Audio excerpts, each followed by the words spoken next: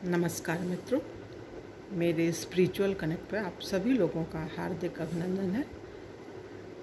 दुर्गा सप्तशती के 13 अध्याय पूरे हो गए मित्रों, और अब रहस्य देवी के जो 3 रहस्य है उनके बारे में बताने वाले हूँ मित्रों। तो सबसे पहला रहस्य क्या है? प्राधानिक रहस्य, और दूसरा है वैकृतिक रहस्य, और तीसरा और अंतिम है मूर्ति रहस्य। तो आज प्राधानिक रहस्य के बारे में बताएंगे, तो इसको ध्यान से सुनिए मित्रों, और लाइक, सब्सक्राइब और शेयर भी कीजिए मित्रों। इससे मनोबल बढ़ता है, मन में खुशी आती है और मन करता है कि और अच्छा बनाए वीडियो। तो मित्रों, इसको ज़रूर आप लोग लाइक, सब्सक्राइब और शेयर कीजिए। चलिए मित्रों, शुरू करते हैं प्राधानिक रहस्य के बारे में, माँ दुर्गा के प्राधानिक रहस्य के बारे में। ओम सप्तशती के इन तीनों रहस्यों के नारायण ऋषि हैं, अनुष्टुप छंद तथा महाकाली, महालक्ष्मी, महासरस्वती देवता हैं।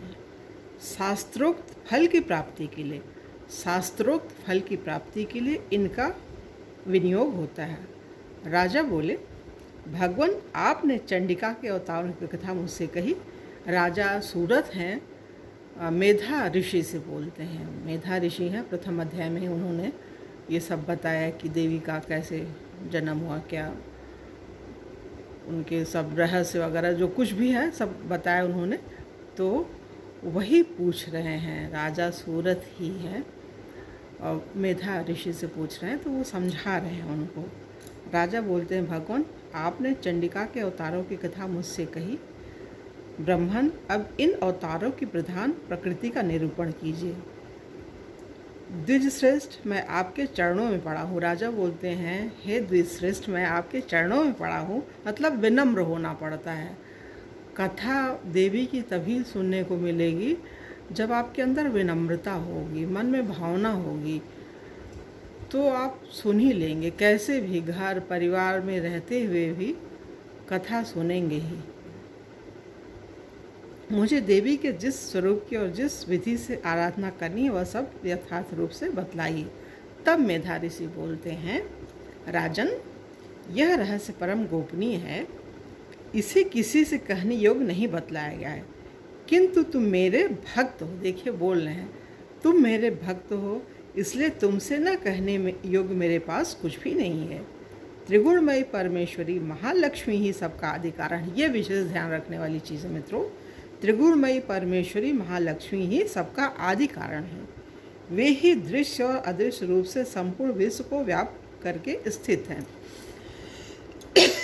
राजन, वे अपनी 4 भुजाओं में मातुलुंग बिजौरे का फल, मातुलुंग मीन्स बिजौरे का फल, गदा, खेट, ढाल एवं पान पात्र और मस्तक पर नाग, लिंग तथा योनि, इन वस्तुओं को धारण करती हैं। तपाए हुए स्वर्ण के समान उनकी कांति है। तपाए हुए स्वर्ण के ही उनके भूषण हैं। उन्होंने अपने तेज से इस शून्य जगत को परिपूर्ण किया है। परमेश्वरी महालक्ष्मी ने इस संपूर्ण जगत को शून्य देखकर केवल तमोगुण रूप उपाधि के द्वारा एक अन्य उत्कृष्ट रूप धारण किया। वह रूप एक नारी के रूप में प्रकट हुआ, जिसके शरीर की कांति निखरे हुए काजल की भांति काले रंग की थी।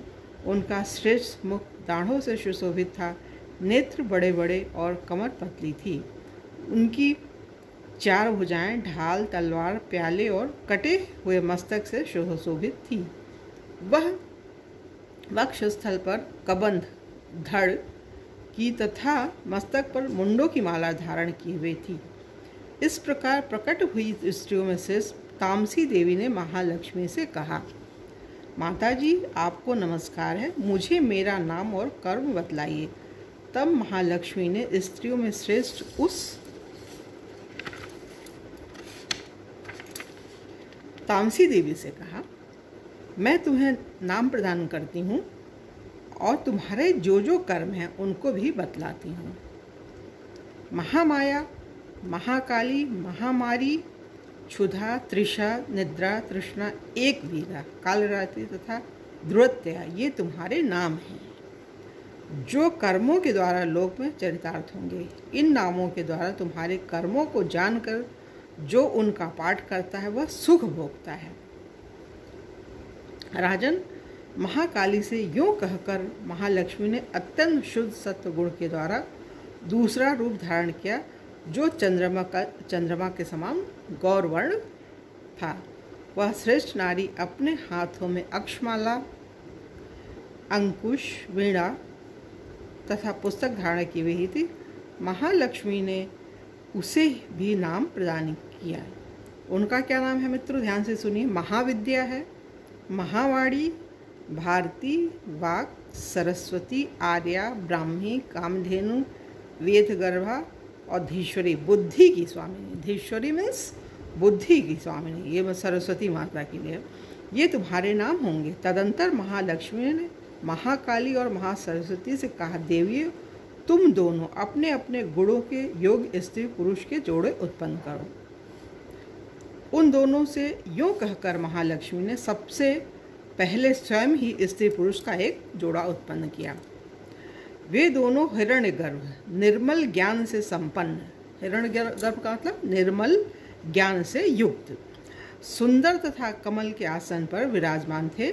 उनमें से एक स्त्री थी और दूसरा पुरुष। तत्पश्चात माता महालक्ष्मी ने पुरुष को ब्रह्मन, विधे, विरिंच तथा धातः इस प्रकार संबोधित किया और स्त्री को श्री, पद्मा, कमला, लक्ष्मी इत्यादि नामों से पुकारा। इसके बाद महाकाली और महासरस्वती ने भी एक एक जोड़ा उत्पन्न किया। इनके भी रूप और नाम मैं तुम्हें बतलाता हूँ। ये मेधा ऋषि राजा सूरत से बोल रहे हैं। महाकाली ने कंठ में नील चिन्ह से युक्त लाल भुजा, श्वेत शरीर और मस्तक पर चंद्रमा का मुकुट धारण करने वाले पुरुष को तथा गोरे रंग की स्त्री को जन्म दिया। वह पुरुष रुद्र, शंकर, स्थाणु, कपर्दी और त्रिलोचन के नाम से प्रसिद्ध हुआ तथा स्त्री के त्रयी, विद्या, कामधेनु, भाषा, अक्षरा और स्वरा ये नाम हुए। राजन, महासरस्वती ने गोरे रंग की स्त्री और श्याम रंग के पुरुष को प्रकट किया। उन दोनों के नाम भी मैं तुम्हें बतलाता हूँ। उनमें पुरुष के नाम विष्णु, कृष्ण, ऋषिकेश, वासुदेव, जनार्दन हुए तथा स्त्री उमा, गौरी, सती, चंडी, सुंदरी, सुभगा और शिवा इन नामों से प्रसिद्ध हुई। इस प्रकार तीनों युवतियाँ ही तत्काल पुरुष रूप को प्राप्त हुई। इस बात को ज्ञान नेत्र वाले लोग ही समझ सकते हैं। मित्रों, इसको पुनः सुनिए, बार बार सुनिए, समझिए। इस प्रकार तीनों युवतियाँ ही तत्काल पुरुष रूप को प्राप्त हुई। इस बात को ज्ञान नेत्र वाले ही लोग समझ सकते हैं। दूसरे अज्ञानी जन इस रहस्य को नहीं जान सकते। राजन, महालक्ष्मी ने त्रैविद्या रूपा सरस्वती को ब्रह्मा के लिए पत्नी रूप में समर्पित किया, रुद्र को वरदायिनी गौरी तथा भगवान वासुदेव को लक्ष्मी दे दी। इस प्रकार सरस्वती के साथ संयुक्त होकर ब्रह्मा जी ने ब्रह्मांड को उत्पन्न किया और परम पराक्रमी भगवान रुद्र ने गौरी के साथ मिलकर उसका भेदन किया। राजन, उस ब्रह्मांड में प्रधान आदि कार्य समूह पंच महाभूतात्मक समस्त स्थावर जंगम रूप जगत की उत्पत्ति हुई। फिर लक्ष्मी के साथ भगवान विष्णु ने उस जगत का पालन पोषण किया और प्रलय काल में गौरी के साथ महेश्वर ने उस संपूर्ण जगत का संहार किया। महाराज, महालक्ष्मी भी सर्वसत्वमयी तथा सब सत्यों की अधीश्वरी हैं। वे ही निराकार और साकार रूप में रहकर नाना प्रकार के नाम धारण करती हैं। सगुणवाचक सत्य, ज्ञान, चित्त, महामाया आदि नामांतरों से इन महालक्ष्मी का निरूपण करना चाहिए। केवल एक नाम महालक्ष्मी मात से अथवा अन्य प्रत्यक्ष आदि प्रमाण से उनका वर्णन नहीं हो सकता। ये विशेष ध्यान में रखने वाली चीज़ है मित्रों। केवल एक नाम, वो नाम क्या है? महालक्ष्मी मात्र से अथवा अन्य प्रत्यक्ष आदि प्रमाण से उनका वर्णन नहीं हो सकता। तो मित्रों, यहाँ पे ये प्राधानिक रहस्य देवी माँ का संपन्न हो रहा है और कल दूसरे रहस्य के बारे में बताएंगे मित्रों। तो तब तक के लिए जय हिंद, जय भारत। ओम शांति, ओम शांति, ओम शांति।